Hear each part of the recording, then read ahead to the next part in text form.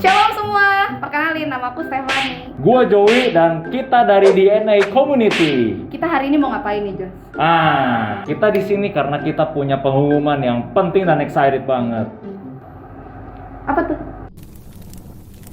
Pengumumannya adalah DNA Community akan melakukan Cool Campaign 2022. Yuk, gak sabar banget. Iya men, udah 2 tahun kita nggak ngerayain Cool Campaign ini, udah nggak ngelakuin Cool Campaign, dan tema Cool kita kali ini tahu nggak apa? Apa tuh? Rekindle. Apa tuh rekindle?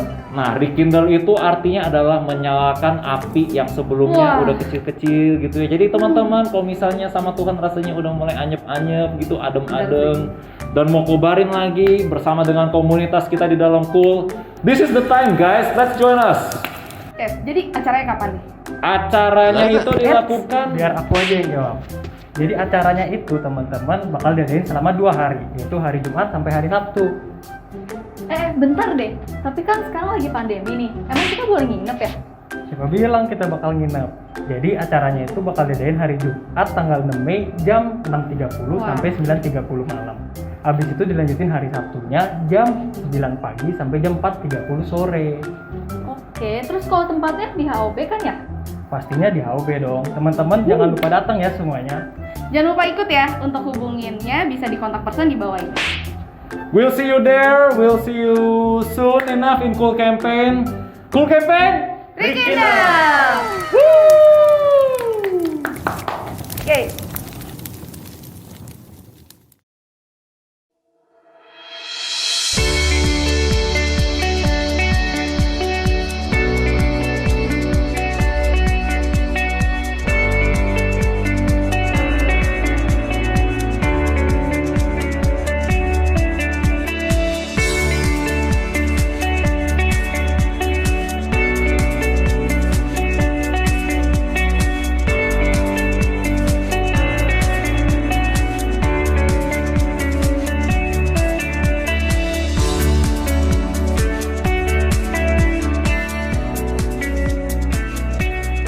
Shalom saudara, mari kita perkatakan 5 arti Pentakosta yang ketiga.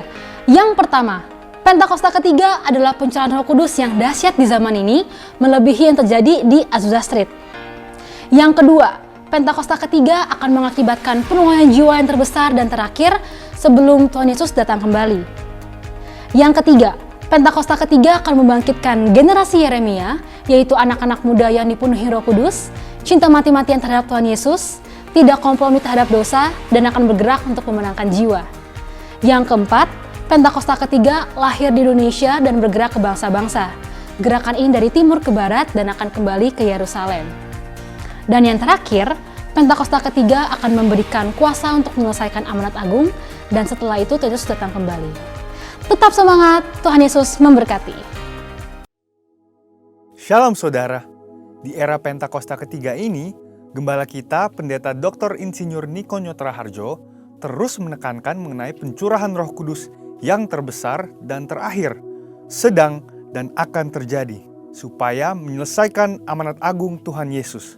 Nah, kita perlu memahami bahwa amanat agung bukan hanya mengenai penginjilan untuk membawa orang-orang yang belum bertobat masuk ke dalam Kristus, namun mengenai mengajar orang-orang percaya supaya menjadi serupa dengan Kristus.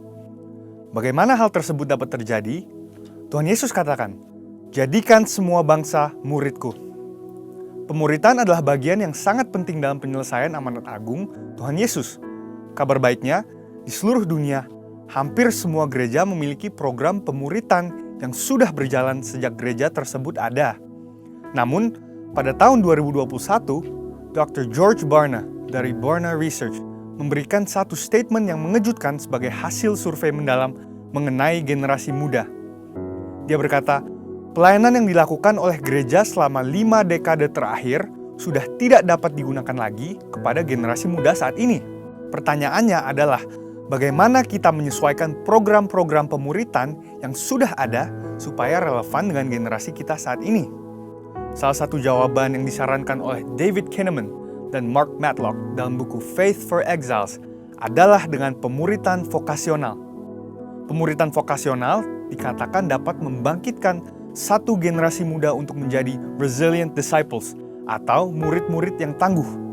Ciri-ciri resilient disciples adalah yang pertama, hadir beribadah di gereja dan aktif, bukan hanya sekedar datang untuk beribadah saja. Yang kedua, mereka percaya penuh pada otoritas kebenaran firman Tuhan. Yang ketiga, mereka berkomitmen secara pribadi kepada Tuhan Yesus, yaitu percaya bahwa Dia disalibkan dan dibangkitkan dari kematian dan mengalahkan dosa dan maut. Yang keempat adalah mereka menyatakan kerinduan dan percaya bahwa mereka dipanggil untuk mengubahkan masyarakat supaya menjadi lebih baik. Jadi, seperti apakah pemuritan vokasional yang dapat membangkitkan resilient disciples itu? Selain bersama-sama mempelajari Alkitab, murid-murid dibimbing dalam hal vokasi atau keahlian yang dimilikinya. Bayangkan seorang calon dokter yang dibimbing oleh seorang dokter ternama yang takut akan Tuhan. Selain mengarahkan untuk sukses sebagai seorang dokter, sang mentor juga membagi hidup dan pengalamannya bagaimana dia menjadi sukses dalam profesinya. Atau mungkin seorang pengacara yang berbagi tips untuk tetap takut akan Tuhan di saat menghadapi dilema moral. Pemuritan vokasional bukan hanya khotbah, berbagi cerita tentang kesuksesan atau mendapatkan kekayaan yang berlimpah. Namun pemuritan vokasional adalah mempersiapkan generasi muda untuk menjalani hidup mereka di dunia kerja dan bagaimana menghadapi situasi atau realita apabila mereka tidak mendapatkan apa yang mereka harapkan. Pemuritan vokasional ada untuk anak-anak muda mengetahui dan menghidupi panggilan Allah dalam hidup mereka, terutama dalam area pekerjaan, tapi juga untuk mengarahkan ambisi mereka kepada kerajaan Allah. Setelah mengetahui dampak luar biasa dari pemuritan vokasional, hal-hal apa sajakah yang perlu diperhatikan untuk mewujudkannya? Yang pertama adalah aplikasi nilai-nilai kerajaan Allah. Generasi muda Kristen umumnya mengetahui bahwa iman Kristiani dan kehidupan sehari-hari adalah hal-hal yang tidak terpisahkan. Mereka juga tahu bahwa secara umum, mereka dipanggil untuk mewarnai dunia secara positif dengan cara menjalani hidup sebagai murid-murid Kristus. Yang mereka butuhkan adalah bagaimana secara lebih spesifik menjalankannya di area pekerjaan yang spesifik pula. Yang kedua adalah hubungan antar generasi. Pemuritan vokasional berbicara mengenai menghubungkan generasi muda dengan generasi sebelumnya, sesuai dengan vokasi yang akan atau sedang mereka geluti. Ingin jadi politikus? Mintalah politikus Kristen yang sukses dan bersih menjadi mentornya. Ingin menjadi pengusaha startup? Mintalah pengusaha yang sukses membangun bisnis sendiri dan terbukti takut akan Tuhan menjadi mentornya. Mau menjadi tentara? mintalah perwira yang hidup dalam firman menjadi mentornya. Atau mungkin terpanggil menjadi pengkhotbah. Selain masuk sekolah Alkitab, mintalah seorang pengkhotbah yang baik untuk menjadi mentornya. Poin yang ketiga adalah pemuritan vokasional membutuhkan komitmen yang serius. Pemuritan vokasional bukan ibadah raya atau kelas-kelas Alkitab, tetapi suatu kedekatan khusus antara murid dan mentor. Ini membutuhkan komitmen dan upaya yang lebih dari pihak mentor. Sang mentor membagikan bukan hanya hal-hal baik yang dia terima dan yang dilakukan dalam bidang pekerjaannya, tetapi juga dengan terbuka mengenai pengalaman buruk yang dialaminya. Mentor membagikan bagaimana ia menang atas semua hal itu. Dengan kuasa Roh Kudus di era Pentakosta ketiga ini dan melalui pemuritan vokasional, kiranya dibangkitkan generasi Yeremia yang menjadi resilient disciples. Saudara, untuk penjelasan lebih lengkapnya dari tim teologi kami, silahkan klik link yang ada di atas atau scan QR Code yang tersedia. Tuhan Yesus memberkati.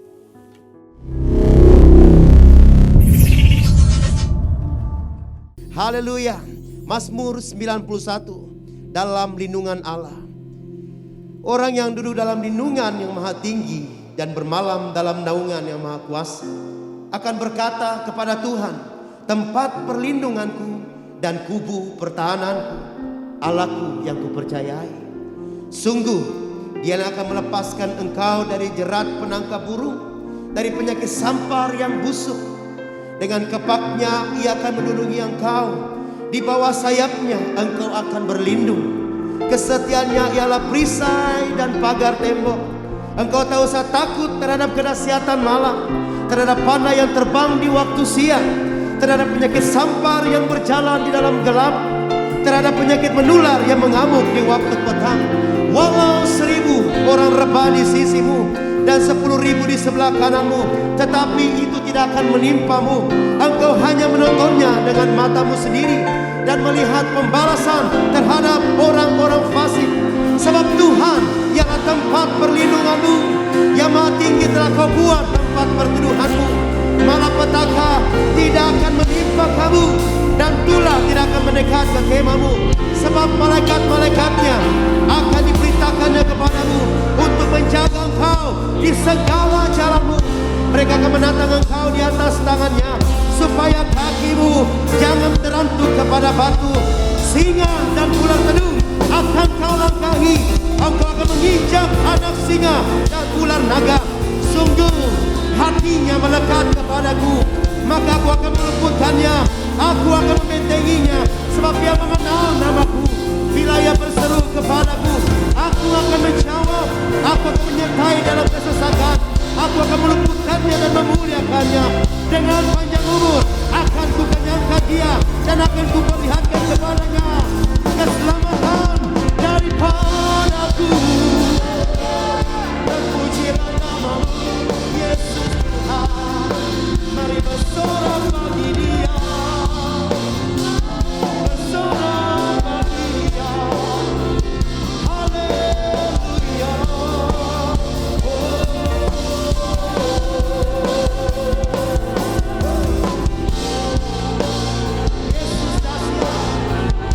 Yesus dahsyat, Yesus dahsyat. Haleluya, haleluya, haleluya.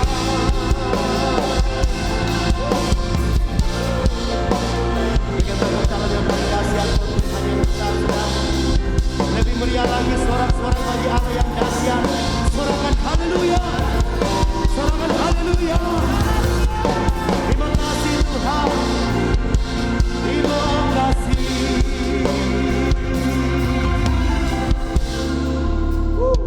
Allah kita dahsyat dan luar biasa, men.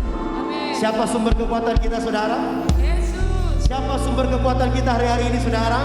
Yesus. Angkat tanganmu dan bilang Yesus. Yesus. Katakan Yesus. Hanya Yesus sumber kekuatan kita hari ini. Oleh sebab itu, ekspresikan sukacitamu, ekspresikan kebaikan Tuhan dalam hidupmu. Yang percaya bahwa Tuhan baik, katakan amin. Haleluya.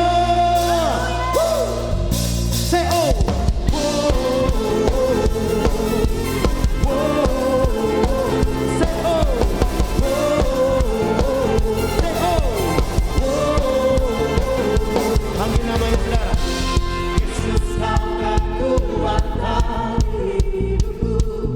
gentar langkah kami.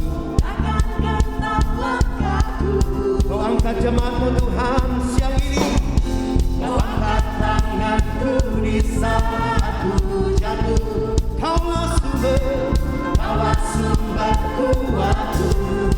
Lembah yang gelap kita lewati bersama Tuhan.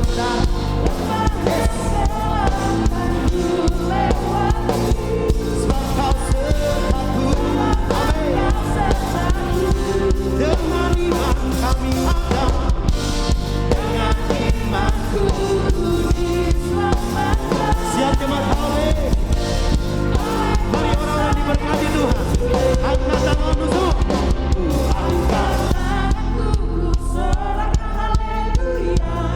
Saya belum lihat tangan-tangan terangkat buat Tuhan. Semuanya. Orang-orang yang lagi berkat Tuhan, angkat tanganmu. Come on. Yes Lord. Saya berkorban bagi Tuhan. Say ho.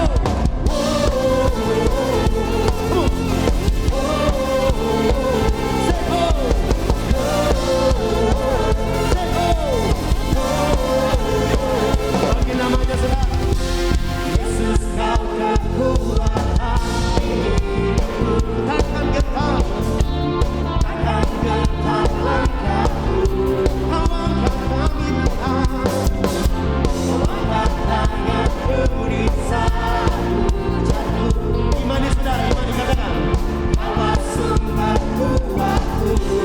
Lembah yang telah kami lewati. Lembah yang telah lewati. Bersama dengan Engkau Tuhan. Dengan iman kami Tuhan.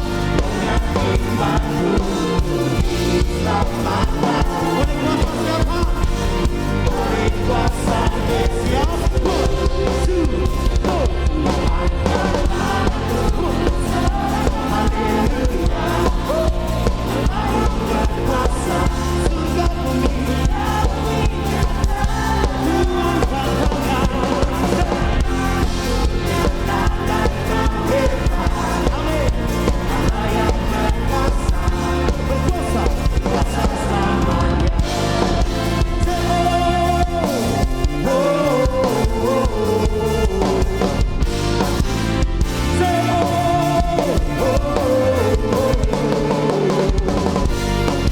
Dengan suara-suara yang tepuk tangan buat tangan yang dahsyat saudara. Saya boleh lihat tangan-tangan diberkati Tuhan hari-hari ini.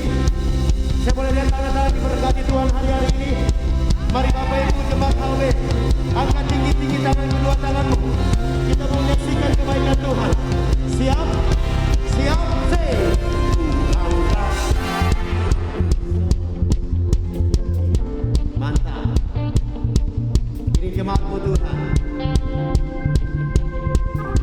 Lebih keras lagi.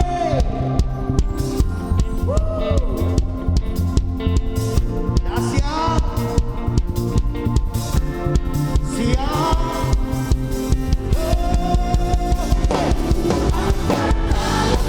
Oh.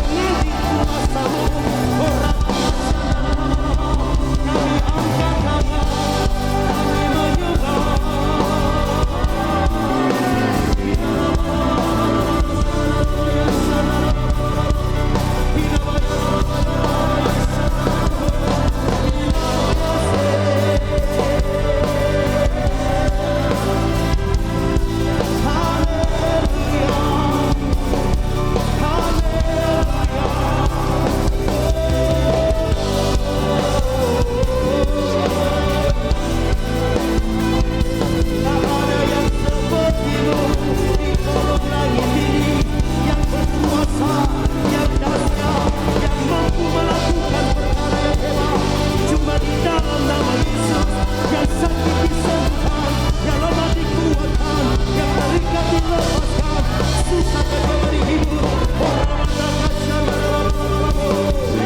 Haleluya.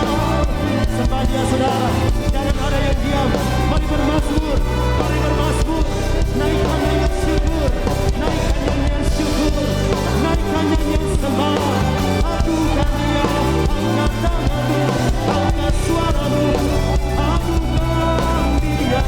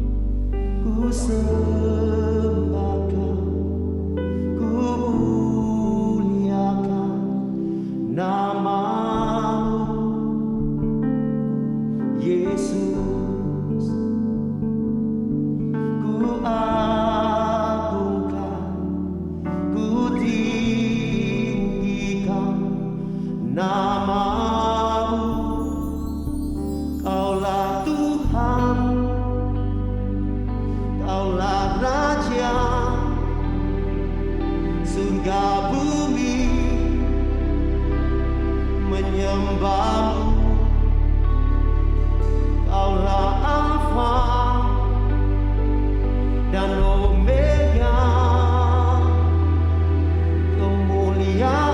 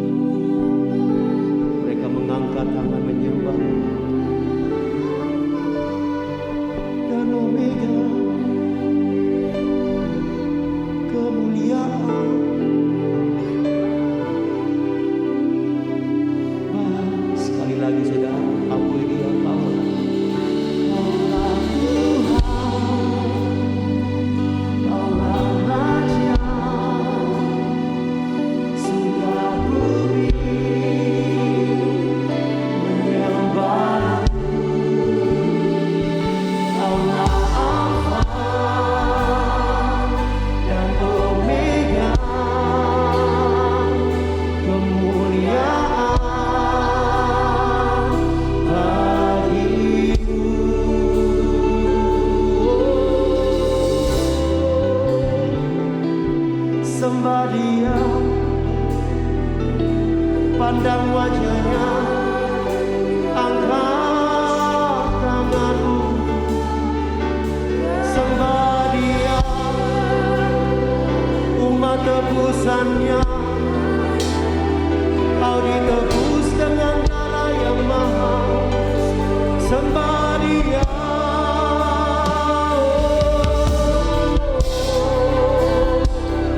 Yesus Tuhan, Engkau hadir dan berkata, sesuatu yang dahsyat sedang terjadi, yang sakit disembuhkan, yang lemah dikuatkan, yang terikat dilepaskan. Engkau dahsyat Tuhan, Engkau dahsyat Tuhan, Engkau hadir, kuasa-Mu dahsyat, ajaib, sembah Dia. Kami mengangkat tangan, kami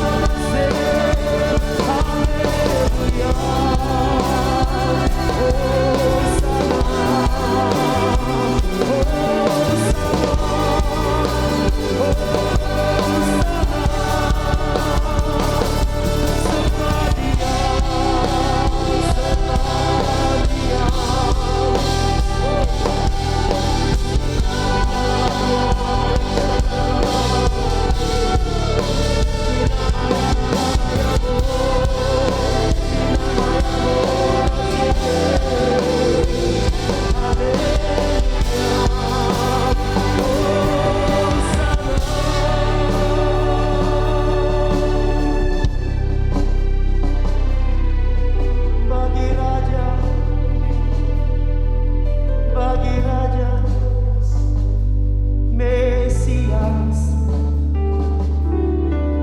bagi Raja yang duduk di singgasana, memerintah selamanya.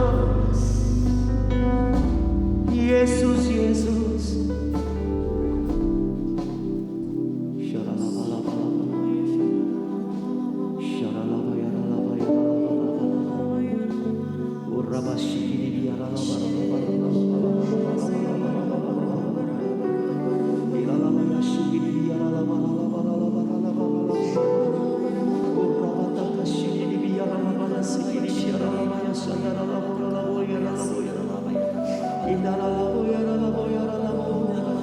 Terdengar nyanyian baru, terdengar nyanyian sukacita, terdengar nyanyian pengharapan, terdengar nyanyian kemenangan, terdengar nyanyian profetik, terdengar nyanyian firman dari umat-Mu yang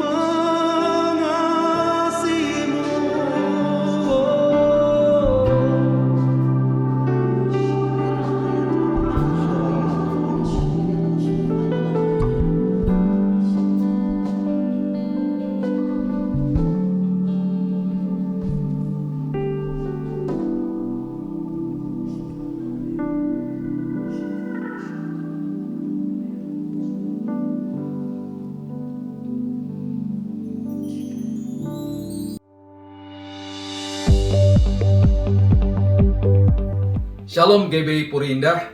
Sebelum pemberitaan firman Tuhan pada hari ini, mari kita tundukkan kepala dan berdoa. Tuhan, terima kasih, mengucap syukur buat hari yang indah ini. Kami percaya Roh Kudus akan meneduhkan setiap hati kami dan memberikan pewahyuan firman Tuhan kepada setiap kami. Kami sambut firman kebenaran hanya di dalam satu nama yang indah, Yesus Kristus Tuhan dan Juru Selamat kami berdoa dan mengucap syukur. Kita sama-sama katakan amin. Bapak Ibu yang dikasihi Tuhan, pada kesempatan hari ini kita akan membahas tentang apa yang sedang kita lewati bersama.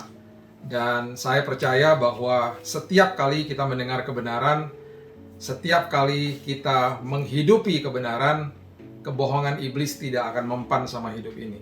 Ini menjadi misi saya seterusnya, bahwa setiap kali firman kebenaran disampaikan, saya terus berdoa bahwa kita semua, termasuk saya, kita tidak akan dapat dibohongi oleh kebohongan-kebohongan iblis.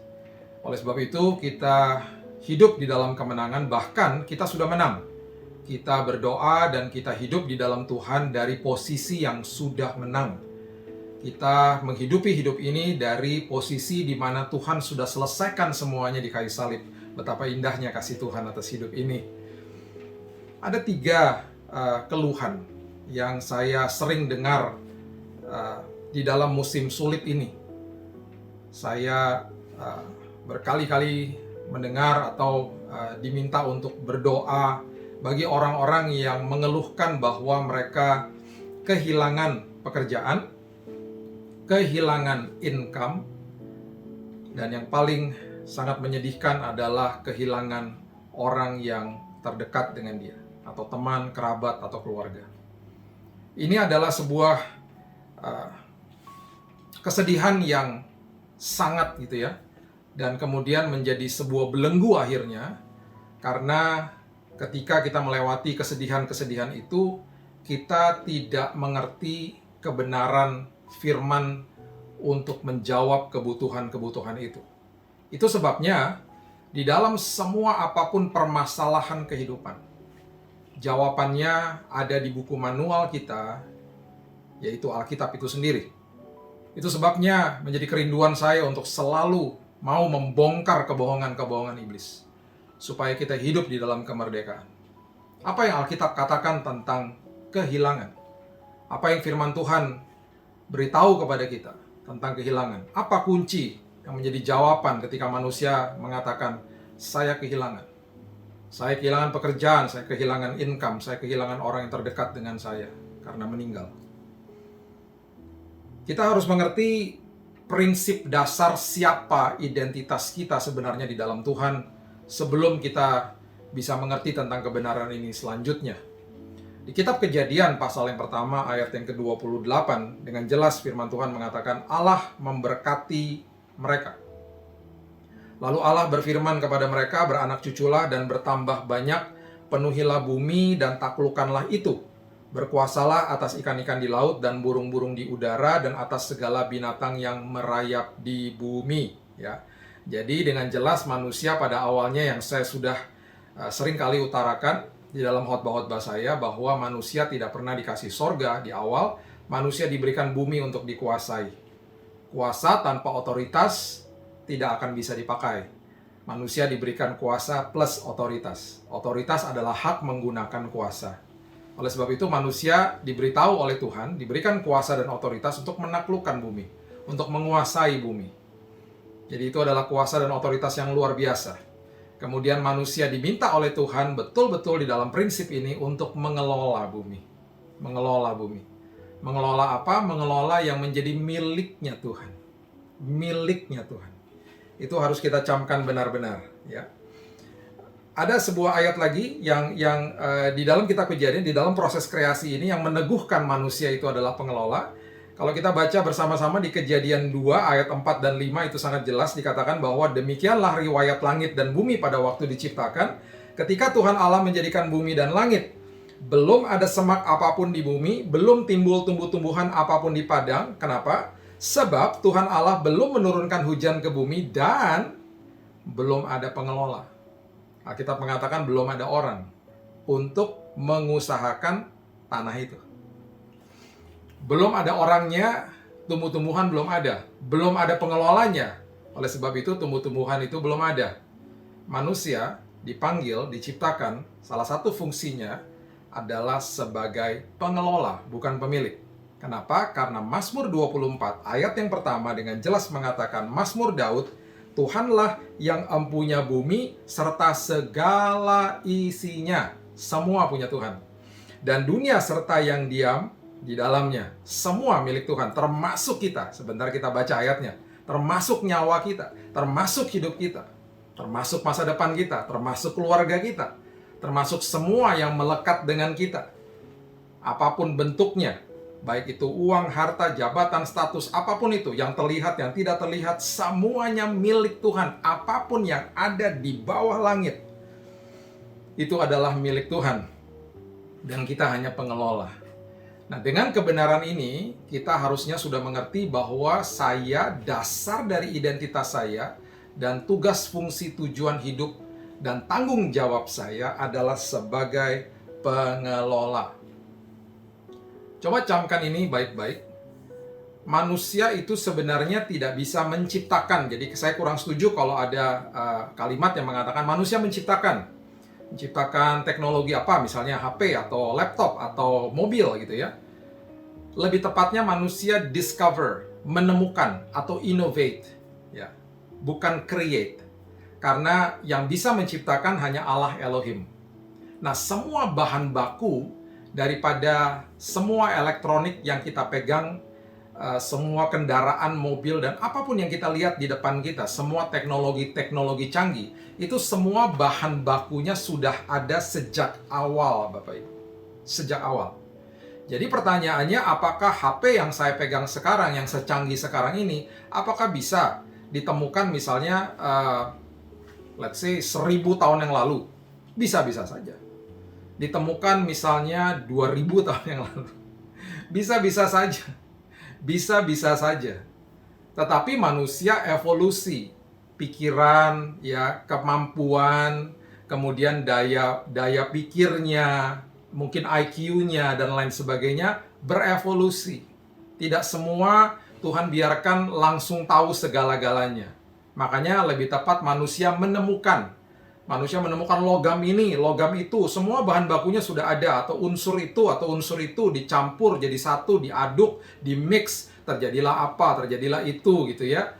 Kemudian terjadilah sebuah barang, terjadilah HP, terjadilah laptop, terjadi mobil.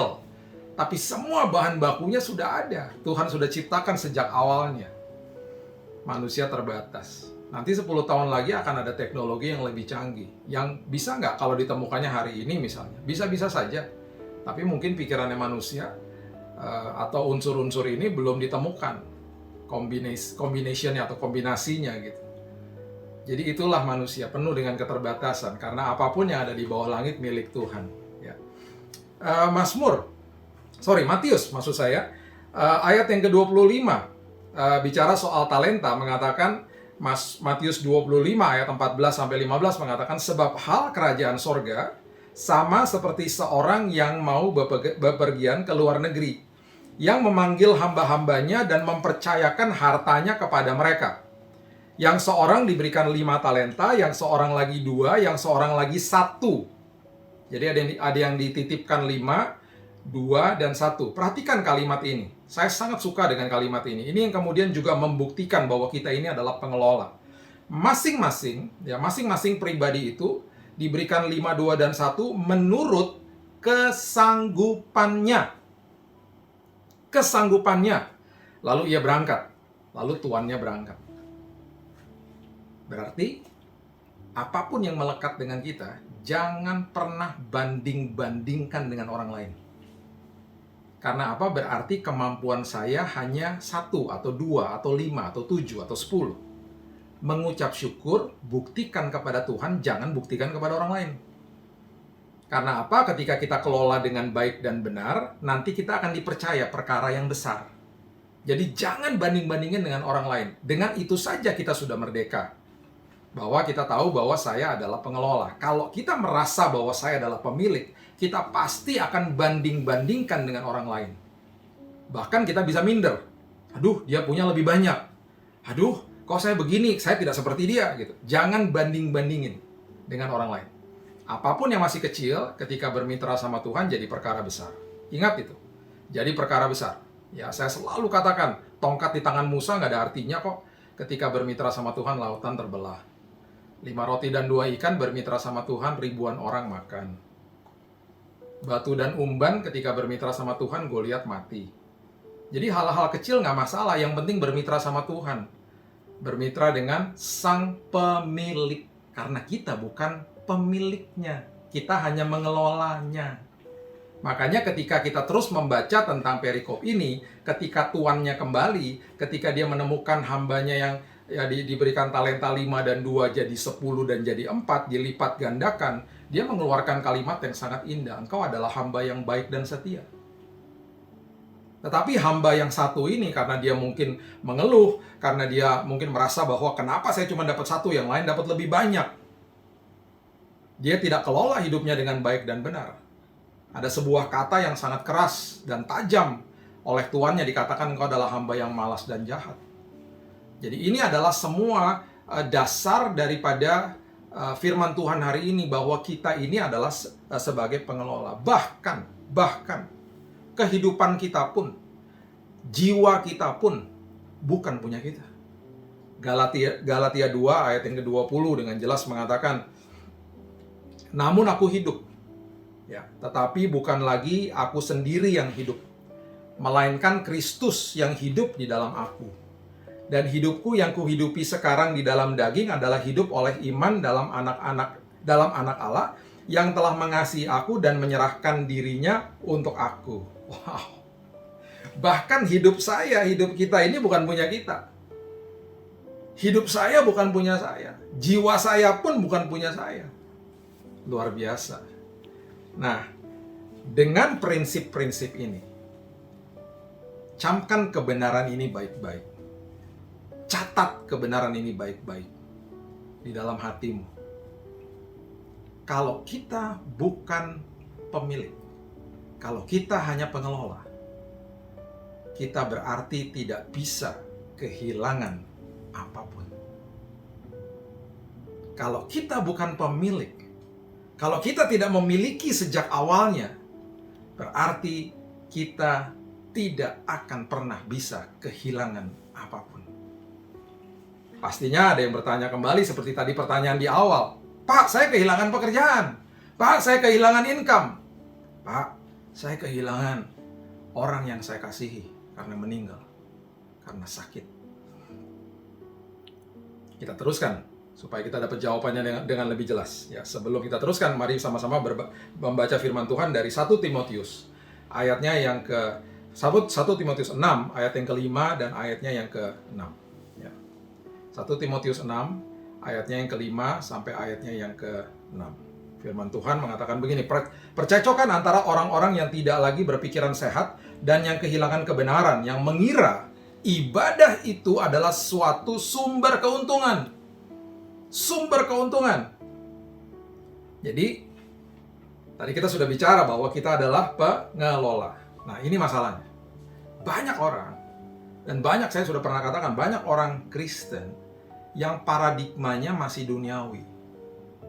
Jadi oleh sebab itu, ketika mendengar kebenaran-kebenaran seperti ini, simpan di dalam lubuk hatimu. Karena itu adalah sumber daripada kehidupan. Ya. Dengar, simpan dalam lubuk hatimu. Hidupi. Ya.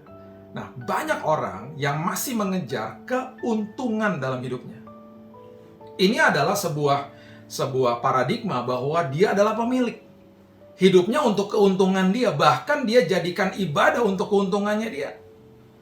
Jadi kalau saya ikut ibadah online atau ibadah Zoom atau ibadah di dalam gedung gereja yang sudah buka misalnya, apapun itu bentuknya, atau saya melayani Tuhan, saya hidup taat, semuanya ada satu tujuan bahwa saya mau mendapatkan keuntungan pribadi bagi saya. Ini yang bahaya. Akhirnya kehidupan atau hubungan dengan Tuhan transaksional. Makanya banyak orang kecewa sama Tuhan, karena Tuhan dijadikan sosok dewa.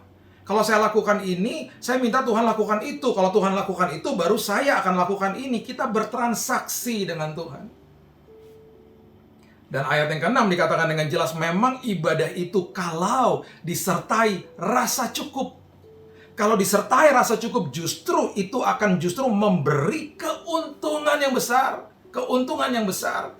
Jadi kalau kita masuk ke dalam kehidupan bersama dengan Tuhan, hidup di dalam Tuhan, hidup di dalam ketaatan firman Tuhan, ikut dalam ibadah, masuk ke dalam ibadah kita sehari-hari, itu semuanya harus disertai dengan rasa cukup, yaitu apa? Ucapan syukur setiap hari. Makanya saya pernah katakan bahwa ucapan syukur itu adalah dasar daripada penyembahan. Ucapan syukur adalah bukti daripada iman. Itu sebabnya penuhi hidup ini dengan ucapan syukur. Karena apa? Kita adalah pengelola, bukan pemilik. Dengan kebenaran ini, Bapak Ibu, kita harus makin cakap, makin tajam untuk ikut Tuhan dan terus memberitahu diri kita sendiri, mengingatkan diri kita sendiri bahwa nyawa saya aja ini bukan punya saya. Hidup saya ini bukan punya saya, punya Tuhan. Jadi saya tidak bisa ikut Tuhan untuk mencari keuntungan. Saya akan fokusnya mencari dahulu kerajaan Allah dan kebenarannya. Baru segala sesuatunya ditambahkan sama Tuhan. Dan pastinya ditambahkan sesuai dengan kemampuan kita karena kita pengelola. Teruslah kelola dengan baik dan Tuhan akan percayakan perkara besar. Itulah prinsip kerajaan surga. Oke, menjawab pertanyaan-pertanyaan itu. Sebelum kita menjawab dengan lebih detail lagi, perhatikan bahwa hidup ini ada musim. Kejadian 8 ayat yang ke-22 dikatakan selama bumi masih ada, takkan berhenti-henti musim menabur dan menuai, dingin dan panas, kemarau dan hujan, siang dan malam. Pengkhotbah pasal yang ketiga ayat yang pertama mengatakan untuk segala sesuatu ada masanya, untuk apapun di bawah langit ada waktunya. Ayat yang ke-11 Pengkhotbah pasal yang ketiga, ia membuat segala sesuatu indah pada waktunya. Bahkan ia memberikan kekekalan dalam hati mereka. Tetapi manusia tidak dapat menyelami pekerjaan yang dilakukan Allah dari awal sampai akhir. Banyak manusia yang tidak tahu ketika Tuhan sedang berkarya. Karena mereka tidak bisa melihat apa yang Tuhan lihat. Ini ayat ini memberitahu dengan jelas manusia tidak dapat menyelami pekerjaan yang dilakukan Allah dari awal sampai akhir. Kenapa? Karena di setiap kehidupan itu ada musim yang berganti, Bapak Ibu yang dikasih Tuhan. Berarti jawabannya bagi orang-orang yang mengatakan, saya kehilangan pekerjaan. Sebenarnya engkau tidak bisa kehilangan apapun. Pekerjaan itu pun titipan Tuhan. Jadi apa dong Pak pengertiannya? Engkau sedang dipindahkan ke musim yang baru sama Tuhan. Haleluya. Haleluya. Karena di posisimu itu, di pekerjaanmu itu, Tuhan mau taruh orang yang lain. Tuhan lagi bawa ke musim yang lain, musim yang baru. Dan pastinya Tuhan akan membukakan pintu-pintu dan jalan-jalan yang jauh lebih indah daripada sebelumnya. Dan memang di dalam transisi demi transisi itu tidak enak. Makanya di dalam transisi kehidupan penuhi dengan ucapan syukur. Masa di mana antara orang berdoa dan sampai orang menerima manifestasi jawaban itu, penuhi masa itu dengan ucapan syukur. Karena di dalam masa itu banyak orang yang menyerah. Jadi karena kita ini tidak memiliki apa-apa, kita pun gak bisa kehilangan apa-apa di dalam Tuhan. Saya pernah bagikan lagi sebuah firman, arti daripada akses. Saya sudah membuat eksposisinya di YouTube channel saya tentang 2 anak yang terhilang, bisa ditonton secara detail. Anak itu mempunyai akses kepada bapaknya. Akses itu berarti supply jalan terus. Apa yang terlepas dari tangan tidak akan pernah terlepas dari hidup karena akses, supply-nya jalan terus. Tapi kalau si bungsu itu dia mau memisahkan akses menjadi kepemilikan. Kalau kepemilikan itu berarti dia mau mengambil akses itu, dia mau menghancurkan hubungan akses itu, dan dia mau mengambil apa yang menjadi miliknya, kata firman Tuhan. Kemudian akhirnya dia berkekurangan. Karena yang terlepas dari tangan, terlepas dari hidup, nggak ada yang supply. Karena mau memiliki, mau punya saya. Makanya jangan ikut Tuhan untuk mencari keuntungan. Bukan. Ikut Tuhan karena dia terlebih dahulu mengasihi kita. Ikut Tuhan karena kita dipanggil untuk mengelola kehidupan. Ikut Tuhan karena kita diberikan tugas sama Tuhan dan tanggung jawab di dalam hidup ini. Ikut Tuhan karena dia sudah mati bagi kita dan menebus dosa kita. Kemudian, selain daripada musim, Tuhan juga suka membawa Bapak Ibu sekalian dan saya dari zona nyaman kita kepada zona kekuatan. Apa yang terjadi dengan Nehemia? Nehemia adalah juru minum Raja Artasasta. Dia seorang ekspatriat, seorang Yahudi, kerja di istana Raja Persia yang begitu megah. Kaya, pasti uangnya banyak. hidupnya pasti nyaman, gajinya pasti besar karena ekspatriat. Tapi satu hari Tuhan menaruh sebuah panggilan di dalam hidupnya bahwa dia harus pulang dan harus mendirikan tembok Yerusalem. Bayangkan Nehemia akhirnya menyerahkan jabatannya, dia resign dan dia pulang kampung untuk mendirikan tembok Yerusalem. Itu alih profesi Bapak Ibu, dari juru minum jadi teknik sipil. Justru di zona kekuatan itu dia menemukan bahwa dia sangat canggih di situ.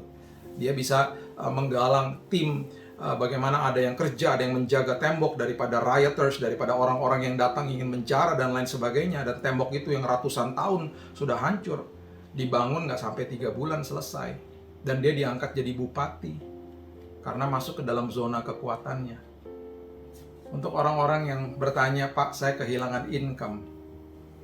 Ingat, income itu karena ada keran, ada pipanya. Kita dapat income dari situ, dari sebuah usaha misalnya. Kalau sampai keran itu ditutup, sampai kita bisa katakan saya kehilangan. Bukan kehilangan. Keran itu ditutup, nanti ada keran lain yang dibuka. Pipa lain yang dibuka. Ya, pekerjaan dan usaha itu hanya pipa, sumbernya Tuhan. Sumbernya tidak pernah bergerak, sumbernya kokoh, sumbernya adalah sumber atas segala sumber. Jadi prinsip firman Tuhan adalah saya sebenarnya kalau sampai saya katakan ini hanya ekspresi saja, ini hanya terminologi manusia saja, saya kehilangan pekerjaan. Oke, nggak apa-apa kita ngomong gitu, tetapi di dalam prinsip kerajaan surga kita sebenarnya bukan kehilangan pekerjaan. Makanya saya mau dorong kita semuanya, justru yang mengalami hari-hari sulit seperti ini, kita harusnya katakan kepada Tuhan, terima kasih Tuhan, Tuhan lagi bawa saya ke dalam musim yang baru. Berat, oh yes berat. Tapi kita hanya pengelola kok, semuanya punya Tuhan, nggak usah khawatir. Tuhan katakan nggak usah khawatir dan berkata, apakah yang akan kamu makan, minum, dan pakai. Semuanya sudah aku tahu dan aku akan tanggung sepenuhnya karena kamu punya akses kepada saya. Saya sedang pindahkan kamu ke musim yang baru.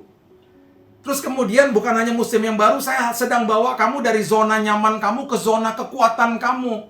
Banyak orang-orang di dalam musim pandemi seperti ini, banyak yang akhirnya menemukan talenta-talentanya. Akhirnya mereka menemukan bahwa oh ternyata saya bisa masak, bisa buat sesuatu. Akhirnya terjadi bisnis kuliner dan lain sebagainya. Bukan hanya itu saja, tapi banyak hal yang lain. Gak usah takut. Kita nggak pernah kehilangan apa-apa. Ada keran satu yang tertutup, akan ada keran yang lain yang terbuka. Dan pasti terbukanya lebih deras. Karena sumbernya itu luar biasa. Pekerjaan dan usaha itu hanya pipa-pipanya saja. Sumbernya tetap satu, sumbernya kokoh. Sumbernya adalah Tuhan, Elohim, Allah Elohim pencipta langit dan bumi. Tidak usah khawatir Bapak Ibu. Dari awal kita tidak memiliki apa-apa. Kita tidak akan bisa kehilangan apapun. Paulus, mungkin kalau kita lihat kehidupan Paulus, dia kehilangan banyak waktu mungkin. Seperti banyak orang mengeluhkan sekarang, saya juga kehilangan waktu Pak. Karena harusnya saya bisa lakukan ini, lakukan itu, lakukan ini, lakukan itu. Oh, jangan salah. Sekali lagi, kita nggak bisa kehilangan apapun. Paulus dibawa dari satu penjara ke penjara yang lain. Masuk pengadilan berkali-kali. Ini kalimat dia. Kisah Rasul pasal yang ke-26 ayat 21-22. Karena itulah orang-orang Yahudi menangkap aku di bait Allah dan mencoba membunuh aku. Tetapi oleh pertolongan Allah, aku dapat hidup sampai sekarang dan memberi kesaksian kepada orang-orang kecil dan orang-orang besar. Dan apa yang kuberikan itu tidak lain daripada yang sebelumnya telah diberitahukan oleh para nabi dan juga oleh Musa. Ya. Dan juga oleh Musa. Jadi di dalam peristiwa ini, di dalam proses ini, dia katakan begini, nggak masalah. Saya masuk penjara, saya berhadapan dengan imam besar, dengan gubernur, ya, dengan hakim gitu ya di dalam pengadilan. Saya punya kesempatan untuk bisa memberitahukan kabar baik, kabar keselamatan dari orang-orang kecil yang ada di jalanan yang saya ketemu dan orang-orang besar, maksudnya orang-orang yang berpengaruh. Dan kita bisa melihat dan membaca di firman Tuhan bahwa ada orang-orang seperti Felix, seorang gubernur dan lain sebagainya yang sangat kagum dengan firman Tuhan. Jadi Paulus katakan, nggak masalah. Kemanapun Tuhan bawa saya nggak pernah akan kehilangan waktu. Karena dimanapun, di tempat manapun, kairosnya Tuhan terjadi. Oh, jangan salah, saat-saat seperti ini, walaupun gedung gerejanya ditutup, banyak perkara besar terjadi. Tuhan sedang menggerakkan banyak orang, banyak misi yang terjadi, banyak orang yang memberkati Indonesia. Banyak orang yang bertobat. Karena banyak orang yang akhirnya mendengar kebenaran firman Tuhan. Walaupun dalam masa-masa sulit. Tuhan gak pernah salah. Waktunya Tuhan selalu indah. Waktunya Tuhan itu selalu dahsyat. Ya, selalu dahsyat. Kemudian kita masuk lagi ke dalam kebenaran yang satu ini, ditulis di 1 Timotius 6 ayat yang ke-7 dengan jelas firman Tuhan katakan, sebab kita tidak membawa sesuatu apa ke dalam dunia, dan kita pun tidak dapat membawa apa-apa keluar. Wow. Saya lahir nggak bawa apa-apa. Saya keluar dari rahim ibu saya, dikasih baju. Nanti ketika kita pulang ke rumah Bapak, jenazah kita dimandikan juga dikasih baju. Saya datang nggak bawa apa-apa, kita semua datang nggak bawa apa-apa, pulang nggak bawa apa-apa. Memang kita adalah pengelola, bukan pemilik. Oleh sebab itu kita nggak bisa kehilangan apapun. Dan sebagai pertanyaan yang terakhir yang paling ekstrim, kehilangan seseorang yang dikasihi. Perhatikan kalimat ini. Matius 10 ayat 39. Barang siapa mempertahankan nyawanya, ia akan kehilangan nyawanya. Dan barang siapa kehilangan nyawanya karena aku, atau karena hidup di dalam aku, ia akan memperolehnya. Ingat bahwa kematian sudah dikalahkan. Ingat bahwa kematian sudah ada di telapak kaki Tuhan. Kematian tidak lagi berkuasa atas manusia karena ada kuasa kebangkitan. Di detik kita menutupkan mata di bumi ini, di detik itu pun juga kita bangkit di pangkuan Bapa di surga. Oleh sebab itu, firman Tuhan mengatakan begini di 1 Tesalonika 4 ayat 13 sampai 14. Selanjutnya, kami tidak mau saudara-saudara bahwa kamu tidak mengetahui tentang mereka yang meninggal, supaya kamu jangan berduka cita seperti orang-orang lain yang tidak mempunyai pengharapan. Karena jikalau kita percaya bahwa Yesus telah mati dan telah bangkit, maka kita percaya juga bahwa mereka yang telah meninggal dalam Yesus akan dikumpulkan Allah bersama-sama dengan Dia. Siapapun yang sudah mendahului kita, siapapun orang yang dikasihi, yang sudah mendahului kita, sampai hari ini, sampai di hari ini, di detik saya merekam khotbah ini, saya sudah kehilangan 8 orang yang saya kasihi. Tapi saya percaya, saya tidak akan pernah kehilangan mereka. Itu hanya ungkapan saja. Satu hari nanti saya akan bertemu dengan mereka. Kenapa? Karena mereka sudah ditarik pulang ke markas pusat. Itulah tempat asal kita. Dan mereka sudah selesai tugasnya. Mereka sudah kembali ke rumah Bapa. Satu waktu kita akan berjumpa lagi dengan mereka. Jadi sampai kepada kematian pun kita tidak akan pernah bisa kehilangan. Kita tidak akan pernah bisa kehilangan nyawa kita, karena kita akan bangkit di pangkuan Bapa, kita sudah dijamin kehidupan kekal, dan kita juga tidak akan pernah bisa kehilangan orang-orang yang kita kasih, karena satu hari nanti kita akan berjumpa lagi dengan mereka. Saya mengerti kalau kita sedih, saya pun sedih. Saya memerlukan 2 tahun untuk melewati masa duka saya ketika ayah saya meninggal di tahun 2010. Gak apa-apa menangis, it's okay. Bahkan Yesus pun menangis ketika Lazarus meninggal. Dia menangis. Firman Tuhan dengan jelas dikatakan di Yohanes 11 ayat 35, ayat yang sangat simpel dan sederhana dan singkat. Maka menangislah Yesus. Dia tahu rasanya. Karena kita miss that person. Kita kangen sama orang itu nggak ada lagi di tengah-tengah kita. Karena dibawa pulang sama Tuhan. Dan Tuhan tahu kita kangen sama mereka. Tuhan tahu, Tuhan mengerti hati kita. Makanya dia menangis. Secara manusia dia menangis. It's okay. Gak apa-apa untuk berduka. Tetapi kabar baik bagi kita. Kita tidak akan pernah kehilangan orang-orang yang meninggal di dalam Tuhan. Karena satu hari kita akan berjumpa dengan mereka. Amin, haleluya. Tuhan baik, Tuhan luar biasa. Firman Tuhan pasti meneguhkan kehidupan kita dan membawa kita kepada kemerdekaan. Hanya satu kehilangan sebagai penutup yang kita bisa kehilangan. Hanya satu, Bapak Ibu. Hanya satu. Ya. Di 2 Petrus pasalnya yang ketiga ayat yang ke-17 dikatakan begini. Tetapi kamu saudara-saudaraku yang kekasih, kamu telah mengetahui hal ini sebelumnya. Karena itu waspadalah, supaya kamu jangan terseret ke dalam kesesatan orang-orang yang tak mengenal hukum. Dan jangan kehilangan peganganmu yang teguh. Hanya satu yang kita bisa kehilangan. Kalau apa? Percaya sama kebohongan iblis. Mau dituduh sama kebohongan iblis, ditakut-takuti sampai hidup di dalam ketakutan. Akhirnya apa? Kita kehilangan pegangan yang teguh. Hanya itu yang kita bisa kehilangan. Dan jangan sampai terjadi. Jangan sampai terjadi. Kita terus dengar firman, kita terus belajar firman, supaya semua kebohongan iblis dimentahkan, dikalahkan, dan kita terus hidup dalam kemenangan. Jangan sampai kita kehilangan pegangan yang teguh itu. Itu hanya satu-satunya yang bisa kita kehilangan dalam hidup ini. Kehilangan pegangan yang teguh. Tetapi kabar baik bagi kita semuanya. Jangan pernah lagi mau dibohongi sama iblis. Kita tidak pernah kehilangan apapun di dalam dunia ini. Baik itu pekerjaan, income, baik itu orang yang kita kasihi karena meninggal. Karena semuanya sedang dipindahkan sama Tuhan. Dipindahkan ke dalam musim yang baru. Dipindahkan ke dalam zona kekuatan dari zona nyaman.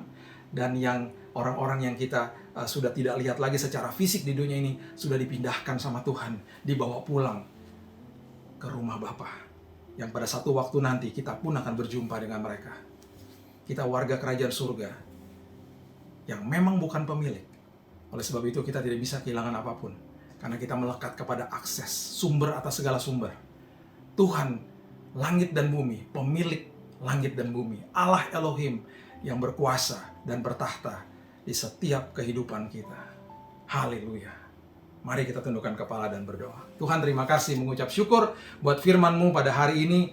Hamba percaya bahwa firman-Mu memerdekakan kehidupan kami.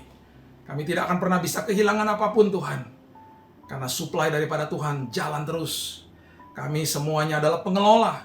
Kami semuanya mau mengelola dengan sebaik-baiknya ya Tuhan. Dan hamba-Mu percaya Tuhan, terus ada penghiburan dari Tuhan. Terus ada kekuatan dari Tuhan. Walaupun kami melewati fakta kehidupan. Ketika kami tidak lagi ada di pekerjaan kami. Ketika kami tidak lagi menerima sebuah income yang tadinya kami terima. Kami tahu bahwa musim sedang berganti. Kami tahu bahwa ada keran baru yang sedang dibuka. Karena kami tahu Engkau adalah sumber atas segala sumber. Dan kalau kami sedang berduka pada hari ini Tuhan, kami tahu. Karena kami juga bersuka cita bersama-sama dengan Tuhan. Karena kami tahu orang yang kami kasihi sudah ada bersama-sama dengan Tuhan. Dan satu waktu nanti kami pun akan berjumpa dan bersama-sama dengan mereka kembali. Di dalam kerajaan surga kami tidak bisa kehilangan apapun. Karena kami percaya Tuhan, Engkau panggil kami hanya sebagai pengelola. Engkau adalah pemilik atas segala-galanya. Terima kasih ya Tuhan. Teguhkan firman ini supaya kami hidup di dalam kemenangan hari lepas hari. Di dalam satu nama Yesus Kristus Tuhan dan Juru Selamat kami. Kami sudah berdoa dan sudah menerima firman kemenangan ini. Kita sama-sama katakan, amin.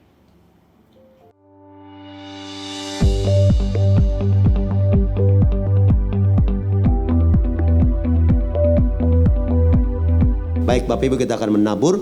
Di lutut kanan Bapak Ibu nanti ada QR Code. Beri dengan penuh sukacita. Nama Tuhan dipermuliakan. Kita satu dalam doa.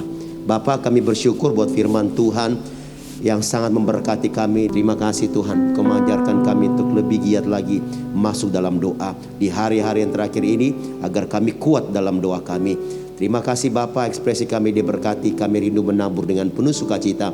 Berkati jemaat-Mu, berkati tangan-tangan umat-Mu. Apa yang mereka kerjakan hari-hari ini, bisnis, usaha, apapun yang mereka kerjakan di masa-masa ini Tuhan, tangan Tuhan memberkati mereka. Berkat Abraham, Ishak dan Israel mengalir atas umat Tuhan. Di dalam nama Tuhan Yesus Kristus, yang siap memberi, yang siap menabur, sama-sama katakan amin.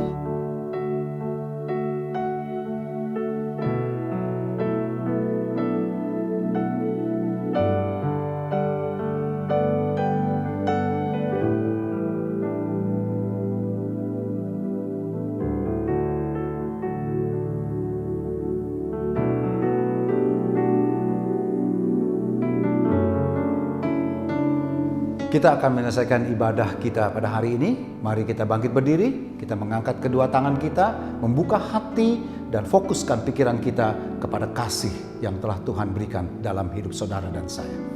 Oh, umat pilihan Tuhan, kekasih-kekasihnya Tuhan, terimalah berkat damai dan sejahtera, kasih dan cintanya, pemeliharaan yang tidak pernah berkesudahannya. Dan ketahuilah, apa yang tanganmu kerjakan, Dia mampu menjadikannya baik. Kemana kakimu melangkah, Dia menyertai engkau dan memberikan keberuntungan yang daripadanya.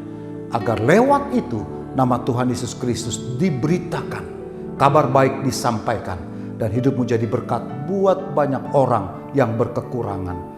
di dalam keluargamu, Jakarta, Indonesia, bahkan di seluruh muka bumi ini, mulai dari hari ini sampai selamanya. Dalam nama Bapa dan Anak dan Roh Kudus, dalam nama Tuhan Yesus.